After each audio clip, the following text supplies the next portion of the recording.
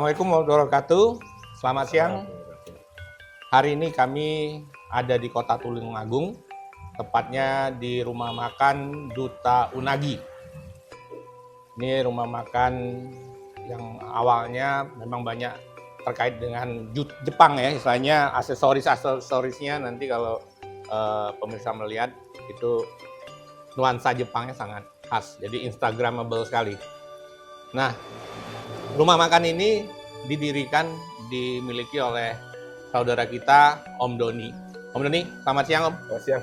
Apa kabar Om? Ya, alhamdulillah. Om Doni sehat? Ya, alhamdulillah. Ya Om, ini kita siang ini bincang-bincang Om ya. Jadi terkait dengan usaha yang Om Doni miliki. Jadi ini kami dari Gerbang Wirausaha, jadi sebuah organisasi untuk pengembangan kewirausahaan. Nah, kami berharap dari bincang-bincang ini nanti ada cerita yang akhirnya menjadi inspirasi. Ya, Bu. Jadi motivasi buat khususnya teman-teman pekerja migran ya yang pulang ke Indonesia untuk ketika dia sampai di Indonesia mau ngapain? Berwirausaha menjadi salah satu opsi. Yang pertama ini latar belakang dan awal perjalanan usaha ya. Ini mungkin bisa diceritakan Om tentang kehidupan Om Doni sebelum merantau seperti apa? Ya, Om Bayu, terima kasih banyak. Jadi kehidupan saya sebelum merantau, ya saya lulus kuliah, kemudian saya coba berwira swasta. Dulu itu di bidang agroindustri, palawija dan sebagainya. Tapi di satu sisi saya kekurangan modal. Oh, oke. Dan dari kurang modal itu ada kesempatan untuk bisa bekerja ke luar negeri, yaitu ke Jepang waktu itu. Kami ditawarkan, ini saya mengikuti program magang kerja ke Jepang. Nah, selama di 14 tahun saya di Jepang. Jadi setelah 3 tahun kami pulang sampai Indonesia, gaji yang saya dapat sudah jauh lebih besar yang saya dapat di Jepang. Oke. Akhirnya saya putuskan untuk kembali lagi ke Jepang. Oh. Jadi maksudnya gaji di Indonesia ini masih kurang gitu, lebih Iya. Besar di Jepang? Ya, jauh banget. Di Indonesia itu masih 1,4 juta ya, kalau nggak salah zaman di tahun 98 ya. Oh, tahun 98. Iya. Di sana saya udah terima gaji hampir 35 juta. Jadi akhirnya kami kembali lagi ke Jepang seperti itu. Jadi keputusan Om Doni untuk menjadi pekerja migran tuh motivasi utamanya salah satunya tadi terkait dengan modal ya, untuk usaha yang sebelum berangkat kerja migran pun sebenarnya sudah ada usaha. Sudah punya usaha ya. Cuma kebetulan kami kekurangan modal gitu kan. Ada kesempatan ke Jepang, makanya saya ambil. Berharap saya bisa mengumpulkan uang di sana, saya bawa pulang ke Indonesia untuk mengembangkan usaha yang sudah kita jalani. Apa Om tantangan atau kendala terbesar ya yang Om Doni hadapi ketika di awal menjadi pekerja migran? Pertama jadi pekerja migran waktu itu memang jalur tidak sebanyak sekarang ini, agak rumit juga acara sampai di Jepang itu. Dan pertama-tama sampai Jepang juga adaptasi budaya, bahasanya terutama ya. Kita belum terlalu paham karena waktu itu hanya selama 3 bulan langsung berangkat ke Jepang. Nah, sampai di sana karena kekurangan bahasa ya kita sering salah-salahin dibodoh-bodohin sama orang Jepang karena kalau kita tidak bisa bahasa kan berarti sama juga kita tidak bisa bekerja kan. Iya. Apalagi orang Jepang tuh disiplin ya, tegas gitu banget ya. Nah, karena itu awal-awal pertama dan kedua homesick terus namanya karena jauh dari rumah. Dulu kan belum ada video call kayak sekarang.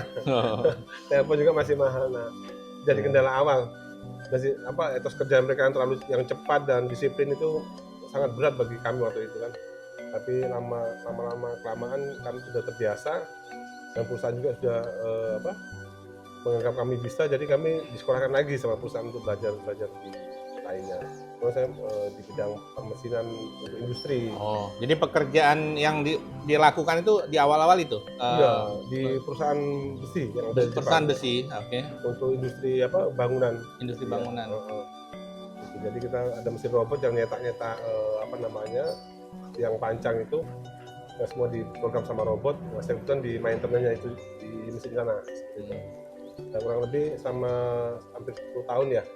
Nah, di 4 tahun terakhir saya dipercayakan sama orang Jepangnya sebagai direktur outsourcing yang ada di Jepang. Banyak ada pegawai saya dari Indonesia, dari Vietnam, dari Brazil, Peru dan sebagainya. Ya. Seperti itu. Terus ada keterampilan baru Om yang dipelajari Om selama menjadi pekerja migran? Oh banyak, saya banyak mengalami mempelajari hal-hal yang baru, termasuk pemrograman mesin, cara mengatasi mesin rusak. Saya juga akhirnya bisa mengelas. Oh, Nah, banyak kalian yang saya dapatin, masuk bagaimana membawa kren, forklift, dan sebagainya. Jadi yang kemarin saya tidak bisa bubut, jadi bisa bubut seperti itu. Jadi hampir semua kalian di Jepang kalau bisa saya pelajari waktu itu karena bersangkutan dengan peluang kerja yang ada di Jepang. Jadi semakin kita ahli pun di Jepang, maka semakin tinggi juga gaji yang kita dapat di Jepang seperti itu. bagaimana Om budaya kerja di luar negeri? Ya, dalam hal ini di Jepang ya, di tempat Om bekerja itu. Ya. Jadi kalau di Jepang itu memang etos kerjanya luar biasa. Jam kerja, jam istirahat. Jadi ada target-target yang harus kita penuhi sesuai dengan target yang di standarisasi sama perusahaan. Kadang awal-awal kita keteteran karena belum paham dengan ritmenya. Tapi kita tahu ritme mesinnya, malah kita bisa menunggu mesinnya. Waktu awal kita sangat sulit untuk ngejar mesin itu kan. Tapi setelah kita menguasai teknik-tekniknya, dengan teknik-tekniknya akhirnya kita bisa malam kita yang menunggu mesinnya. Seperti itu. Kenapa Om waktu itu memilih Jepang? Jepang tuh karena saya salut dengan teknologinya kan, terutama waktu itu kan kita tahu Jepang, semua merek Jepang dipastikan akan awet ya. Iya. Nah, dengan teknologinya yang sangat tinggi, saya juga untuk berusaha untuk ingin mengetahui gitu dan budaya kerjanya. Dan lihat orang Jepang tuh kalau berjalan kan nggak ada yang orang berjalan santai semua kayak berlari. Ini ya, kejar-kejar kereta kayak itu ya. Satset Jadi karena kereta itu memang juga sudah ditepatkan waktunya dan nggak ada telat, nggak boleh telat dari 1 menit sampai 1 menit telat pasti besok akan masuk TV, dia minta maaf seperti itu. Nah, itu yang saya kerja juga di sana kan. Makanya Jepang tuh bisa membangun maju karena itu dia mereka bertanggung jawab di bidang kerja masing-masing. Jadi bukan hanya bekerja terima gaji pulang, tapi mereka juga memikirkan perusahaannya bagaimana perusahaan tadi itu bisa besar sehingga gaji saya pun bisa besar seperti itu kan. Nah ngomong-ngomong gaji berapa Om nih, walaupun agak sensitif tapi nggak apa-apa kan udah nggak di Jepang kan. Berapa Om total penghasilan per bulan Om? Dan kira-kira berapa juga biaya hidup di sana per bulannya Om? Kalau awal-awal gaji saya sekitar 30-an juta Om. 30-an juta ya kalau dirupiahkan ya? Ya 30-35 di awal-awal itu. Biaya hidup kalau itu sekitar 3 juta sudah mewah lah. Setiap hari udah makan ayam. Yang mahal malah tempe kan, tempe sukaan HP sama dengan ayam 1 ekor. Seperti itu. Jadi pendapatan 30 jutaan per bulan, terus biaya hidupnya cuma sekitar 3 jutaan? Iya, makannya 3 juta karena asrama kan sudah disiapin sama perusahaan ya. Kalau kita mandiri pun bayar apartemen cuma sekitar 4-5 juta lah. Seperti itu. Dan itu sampai sekarang sekitar itu biaya hidupnya? Masih? Iya, sampai hari ini sampai masih hari seperti itu ya? 3 juta ya. Jadi teman-teman itu ketika bekerja di luar itu harusnya savingnya banyak ya? Banyak, asal dia itu tadi bisa kalau nabung. dia bintang nabung gitu ya? Boleh kalau modal ya? satu asrama bisa orang 2, orang 4 lebih murah lagi. Lebih murah ya? Iya. Terus ini sesi 2-nya gini Om, kita nih membahas titik balik mimpi menjadi pengusaha nih Om. Iya. Kapan pertama kali muncul keinginan untuk berwirausaha Om? Apa motivasinya? Motivasi waktu itu saya lihat peluang dari ikan sidat Om. Oh ikan sidat. Di unagi itu kalau di Jepang namanya unagi itu sangat mahal. Sedangkan bibitnya itu paling banyak di Indonesia. Nah itu sama dengan jenis yang ada di Jepang kan Japonica bicolor. Kalau di Indonesia itu bicolor. Itu Asia Pacifica bicolor. Itu yang mirip dengan sidat yang ada di Jepang. Sidat tuh ikan kayak apa? Belut gitu ya? Kayak belut, tapi dia kebalikannya salmon. Dia bertelurnya di air laut, dia besarnya di air tawar, kayak atau tawar seperti itu. Dan nilai gizinya sangat besar kan 2 kalinya salmon untuk DHA-nya buat otak itu kan. Sampai Jepang jadi mengandung apa namanya itu tadi protein tinggi ya. Karena makannya juga dia protein antara 50-60% kan. Saya anggap sebagai peluang. Tahun 2014 saya pulang, saya nyoba-nyoba untuk budidaya sidat tadi. Ya. Kurang lebih 2 tahun saya coba gagal bangun. 2 tahun. 2 tahun berlalu itu saya banyak kalahnya karena kan saya otodidak belajarnya. Jadi apa? Trial and error gitu? Trial and error. Akhirnya tahun 2016 kami udah ekspor pertama kali sidat ke Jepang. Ya. Terus ketika Om Doni ya mempersiapkan diri untuk berbisnis itu apa Om yang Om mulai? Misalnya yang Om lakukan nabung, belajar keterampilan dulu atau mencari mentor Om? Saya sambil jalan, ya saya harus jalan dulu karena usaha itu kalau kita nggak jalan jadi wacana kan Om. Ya. Jadi kita beranikan jalan dulu sambil kita belajar. Kita cari ilmunya kemana-mana. Kalau kita nggak coba, ya kita nggak akan bisa karena semua suatu usaha itu harus dilakukan. reaksi keluarga Om dan orang-orang sekitar ketika Om mengutarakan niat untuk berbisnis ini ya, berwirausaha itu, dan bagaimana Om meyakinkan mereka Om? Ya, saya berusaha meyakinkan keluarga saya bahwasannya bisnis sidat itu sangat menguntungkan. Walaupun saya tidak mengerti secara profesional cara pengolahan sidat yang awal itu, tapi saya anggap ini bisa berhasil lagi. Pokoknya pasti saya bisa. Karena sama dengan ikan-ikan lainnya saya anggap seperti itu waktu itu kan. Bisa coba aja, trainernya ya alhamdulillah sampai sekarang kita berhasil membudidayakan sidat seperti itu. Terus persiapan untuk memulai usaha ini berapa lama Om? Dan apa yang dirasa menjadi kendalanya di bidang apa gitu? Kalau kemarin kendalanya itu ilmunya kita masih kurang karena yang bisa sidat waktu itu juga masih terbatas kan ya. Iya. Nah, itu kita belajar otodidak, kita cari informasi ke kampus-kampus juga, ke teman-teman di kampus dan teman-teman di Jepang. Akhirnya ada teman-teman yang membantu untuk mereferensi bagaimana cara budidaya yang baik, teman dari Vietnam dan dari Filipina juga ya. Tadi mungkin udah ditanyakan tapi nggak apa-apa saya tanyakan kembali. Pilihan usaha yang dirintis Om ya, itu hasil pemikiran sendiri atau mencontoh usaha orang lain yang sudah sukses, dan apa pertimbangannya Om? Waktu itu malah belum banyak yang main sidat, mungkin belum ada, ataupun ada pun cuma 1-2 orang. Jadi nggak ada nggak ada pesaing ya, nggak ada contoh juga ya? Nggak ada contoh. Jadi Om memulai ya? Iya, gimana caranya pun karena masih sedikit yang mainnya, jadi saya anggap itu peluang besar kan.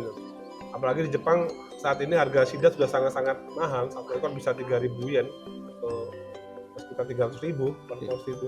300.000 per ekornya? Per ekor. Oh, per ekor. 300.000. Iya. Itu ukuran yang berapa ini? 250 gram sampai 400 gram. Oh, Golden size ya. Oh, 250 itu gram. harga di Jepangnya? Iya, Jepang. Kalau di kitanya? Kalau di kita paling standar ekspornya antara 180 sampai 250 lah. Nanti tergantung grade-nya. Harga di sini kilo lokalnya, aja. harga per kilo? Iya, 2-3 ekor. Oh, harga per kilo 2-3 ekor Iya. gitu ya? Padahal di sananya per ekornya sekitar 300.000-an. Ya, sebenarnya secara ekonomis sangat menarik ya. Iya. Om, targetnya apa Om dalam membuka usaha tadi yang Om lakukan? Targetnya ya berhasil, pertama kan bisa menciptakan lapangan kerja. Nah, dari hasil yang kami dapat sidanya kita kembangkan lagi untuk usaha restoran ini, karena kita punya ikannya, kita coba mengembangkan memakannya. Nah, kebetulan saya selama 4 tahun di Jepang, saya jadi director of sourcing di Jepang. Akhirnya saya buka LPK juga untuk mengirimkan adik-adik bisa ke Jepang. Kita beri kesempatan, soalnya buat adik-adik yang mau ingin kerja ke Jepang, kita fasilitasi, kita kasih fasilitas, kita kasih modal dana talangan tanpa jaminan, tanpa bunga, supaya nanti adik-adik yang tidak mampu pun bisa bekerja ke Jepang untuk merubah perekonomian keluarganya. Nanti adik-adik yang pulang ini akan kita mentorkan, kita bantu bagaimana caranya ketika dia di Jepang itu bisa mengolah keuangannya dengan perbankannya, dan ketika dia pulang, kalau dia pengen usaha, kita ini ada usaha ini, kita tinggal mengembangkan aja. Om tadi ya, permodalan ya. Permodalan tadi berarti hasil dari tabungan Om ya? Hasil dari tabungan. Atau ada pinjaman dari pihak lain? Dulu pernah kita perbankan. Oh, ada pernah perbankan? Pernah perbankan, tapi sudah kita tidak pakai lagi sekarang. Oh, udah berapa tahun terakhir ini? Tahun 2016 kita terakhir. Oh, dari 2016 udah nggak pakai, ada pinjaman-pinjaman pihak luar nggak ada Om? Ada. Berapa karyawan Om yang sekarang terlibat Om? Sekarang karyawannya hampir 100 orang mungkin. Hampir 100 orang ya? Iya. 100 orang itu di usaha yang ikan semuanya. sidat? Oh, semua? Ada berapa bidang usaha yang Om Doni miliki? Sekarang ada, alhamdulillah ada berapa ya? Ada 9 PT lah. Ada 9 PT? Iya. Oh. Terus tadi Om ya, balik lagi ke kendala Om ya. Kendala apa Om yang dihadapi pada tahap-tahap awal Om? Dan bagaimana memecahkan atau mencari solusinya Om? Tahap awal ya memang tantangannya semua usaha kan berbeda-beda ya Om ya. Jadi ya segalanya kita hadapi aja, apapun permasalahannya itu kan pasti ada penyelesaiannya. Ya. Tinggal cara kita menyikapinya. Ya alhamdulillah kalau kita tidak tahu kita tanya atau kita browsing kan. Nah, kita cari teman-teman yang memang di bidang yang sama, kita tanya bagaimana caranya, dan kita terjun langsung. Yang penting intinya kalau kita mau usaha kita harus terjun langsung dulu. Kalau sudah berhasil baru kita buka yang lainnya. Jangan sampai belum berhasil kita buka lagi. Ya, itu akan kacau. Jadi Om Doni ini memulai usahanya tanpa pembimbing ya, tanpa mentor ya? Tanpa mentor. Cuma ditangani sendiri? Ya. Jadi learning by apa istilahnya by doing gitu ya, Iya. belajar dari pengalaman Dari ya. pengalaman. Kalau menurut Om Doni, kalau ada pembimbing mentor itu seperti apa? Saya rasa sangat terbantu, luar biasa. Sangat akan membantu ya. Itu sangat penting. Makanya kami berkomitmen juga di sini kita akan menjadikan jadi mentor untuk adik-adik nanti sebagai pembimbing UMKM. Apalagi kita di gerbang usaha nanti ini Iya. di dalamnya jadi wadah adik-adik nanti yang ex luar negeri yang pulang ke Indonesia tidak akan kembali ke Jepang lagi, bisa menjadi wadah untuk memfasilitasi tadi, bukan dengan pihak kedua, ketiga yang membantu pemasarannya dan pengembangan usahanya nanti seperti itu. Terus ini tentang perjalanan bisnisnya Om Doni ya. Jadi pada saat akan membuat usaha itu apa sudah tahu Om calon pembeli dari hasil produksi atau bisnis Om? Kalau pembelinya saya belum tahu Om. Belum tahu. Tapi yang intinya kan bagaimana saya harus menciptakan bisnisnya dulu. Apa yang harus saya jual dan bagaimana kualitas dan kelanjutannya, sustainable-nya. Karena kalau kita sudah bicara barang produk, otomatis harus ada barangnya dulu kan? Iya. Nggak mungkin kita bikin jual toko baju, ternyata bajunya harus pesan. Berarti kan bukan toko baju, tapi penjahit kan gitu. Itu ada ini Om, ada yang suka bilang tuh gini, kalau ada yang jual pasti ada yang beli gitu. Nah, rumusan itu selalu gitu. Pasti. Jadi kalau kita ada yang jual ya pasti ada yang beli. Pasti ada yang beli. Nah itu. Jadi nggak usah khawatir Nggak gitu. usah khawatir, pasar kan terbuka luas ya. Iya. Jadi cuma masalah waktu dan kita harus sabar gitu ya. Yang penting kita bisa menjaga barang dan kualitas yang akan kita jual nanti. Ya. Sama keberlanjutannya. Penting. Terus ini Om, konsep membangun jaringan ya, seperti apa Om yang Om pahami? Ya, konsep jaringan sama ini kebetulan saya juga teman-teman kan banyak, kebetulan orang tua saya juga pindah-pindah. Jadi saya punya teman dari beberapa daerah. Pas saya sekolah dulu itu saya anggap sebagai teman minta jaringan. Dan saya membuka pertemanan dengan organisasi-organisasi, teman-temanan dari organisasi, saya masuk ke dalamnya, kita membentuk jaringan yang sangat luar biasa. Ya. Saya juga nggak nyangka kalau jaringan kita juga bisa sampai ke pemerintah dan sebagainya seperti itu. Jadi jaringan itu penting Om ya dalam bisnis ya. Jadi jaringan, pertemanan, dan timing. Permodalan sebenarnya cuma sekian kan? Iya. Permodalan penting tapi bukan yang ini Om, yang terutama gitu. Jadi harusnya masih kita dengan jejaring kita bisa dapat modal bisa kan? Dapat modal. Dengan kepercayaan dan barang yang kita memang sesuai dengan standar mereka juga bisa jadi modal utama sebenarnya. Terus bagaimana Om cara mempromosikan bisnis usaha yang Om Doni miliki itu? Pertama ya dari pertemanan, nanti sosial media. Nanti kan getuk tular ya Om. Ya. Pokoknya sama kita bisa menjaga image-nya, saya rasa getuk tularnya pun akan positif.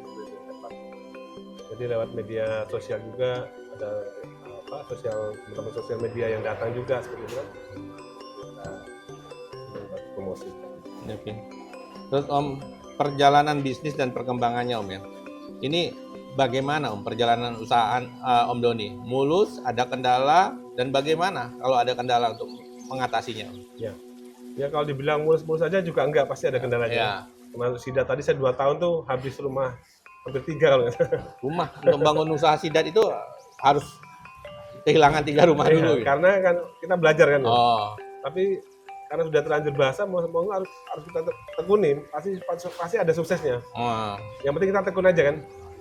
Ya. Percaya, tekun, ya berdoa.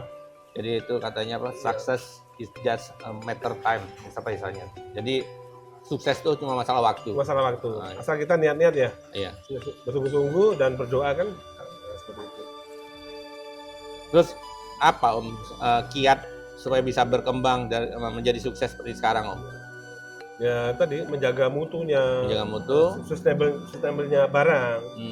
Jadi terus kita juga harus ramah dengan klien dan konsumen dan sebagainya kan, menjaga kalau kita masakan juga masakannya stabil supaya rasanya sama. Ya. Terus strategi pemasaran Om dan inovasi yang membantu bisnis Om tumbuh pesatnya seperti apa Om? Ada tim IT-nya Om. Ada tim IT tadi ya. Untuk membantu di sosial media dan propaganda lainnya. Jadi dengan adanya itu banyak masyarakat yang bisa mengenal produk kita. Makanya walaupun kita rumah makan di Tulungagung, tamu kita dari Surabaya, dari Kediri, dari manapun banyak. Ada ya? Ada.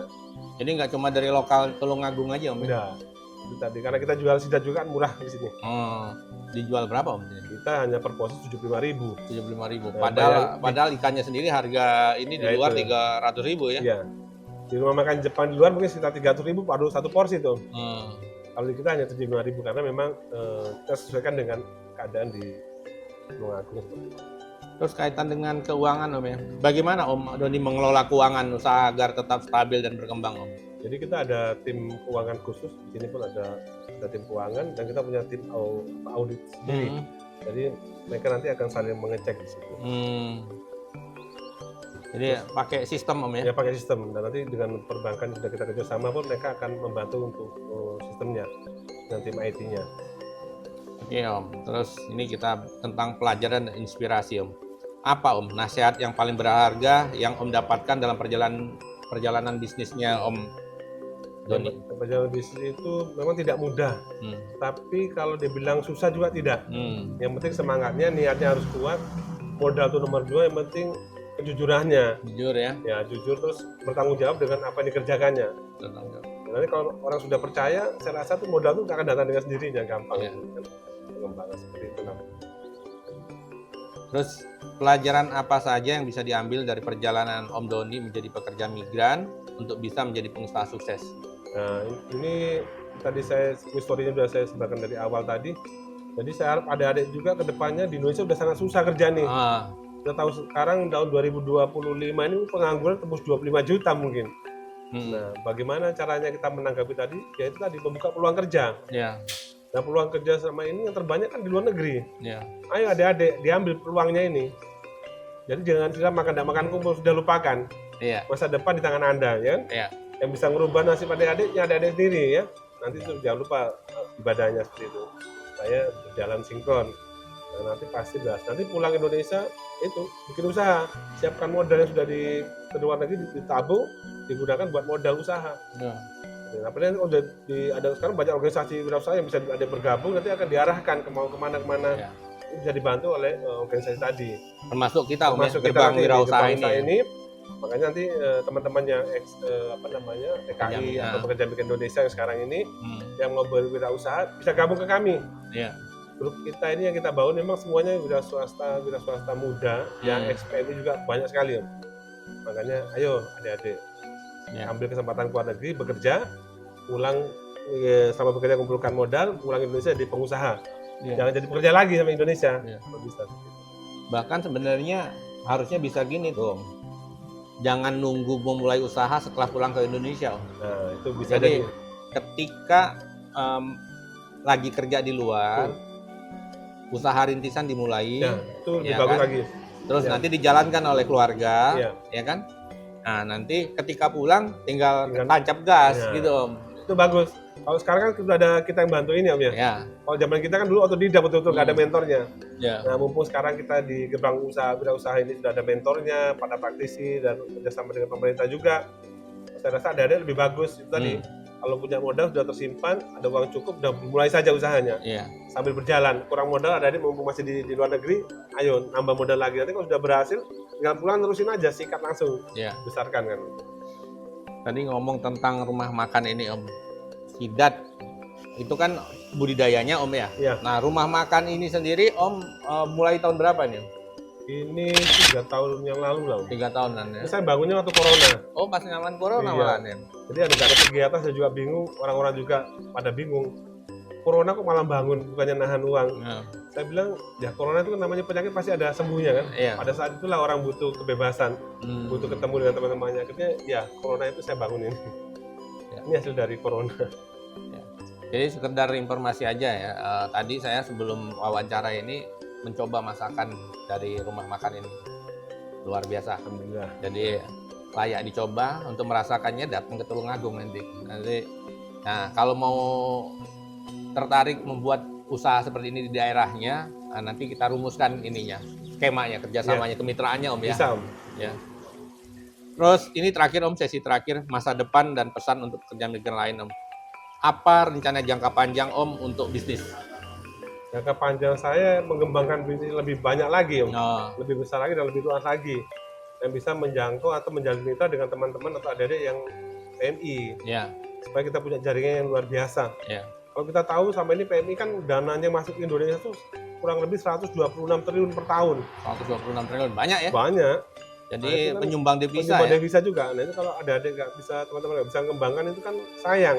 Ya. habis dimakan sehari-hari aja. Ya. Nanti akhirnya dampaknya kan kurang baik juga Pak. Semakin lama kita di kerja luar negeri kerja, tadi perceraian tinggi dan sebagainya, anak-anak di jalan. Nah, untuk menghindari itu, ayo bekerja di sana, nggak usah lama-lama ngumpulin modal, ada usaha, dibuka usaha. Nah, seperti itu. mungkin tadi Om, ketika katakan nih suaminya itu bekerja di luar, istri di rumah. Ketika dibuatkan usaha ada kegiatan Om ya. Nah, ada kegiatan. Nah, daripada dia kemana-mana. hanya menunggu Ya, apa suaminya pulang, jadi dia ada hal kegiatan. positif.